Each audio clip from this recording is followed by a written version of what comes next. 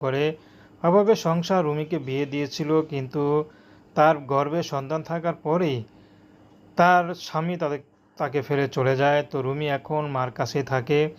তো সুন্দর হলো যে জীবনে এত কষ্ট, আসলে ভাগ্য যাকে লিখে রেখেছে কপালে কষ্ট, তার কষ্ট কি কখনো ফুরায়? সুন্দর হলেই জীবনটা সুন্দর হয় না। তো রুমি একা একা বসে আর খালি চিন্তা করে যে আমি কি ভাগ্য নিয়ে জন্ম নিলাম। যা মার ঘরে কষ্ট ছিলাম, হয়তো চিন্তা করেছি বিয়ে করে হয়তো সুখে থাকবো, কিন্তু সেখানেই দুঃখ। তো এখন সন্তানকে নিয়ে আমি কোথায় যাব, কে আমাকে ঠাঁই দিবে?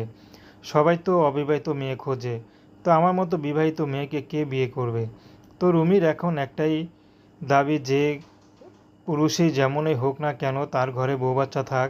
যদি রুমিকে এই মুহূর্তে রুমিকে কেউ দায়িত্ববান কোনো পুরুষ তার দায়িত্ব নেয়, তার পাশে থাকে, সে বিবাহিত হোক বা তার বয়স যতই বেশি হোক, রুমির আপত্তি নেই। রুমি তাকে বিয়ে করবে, তাকেই পছন্দ করবে, তার সাথে ঘর সংসার করবে।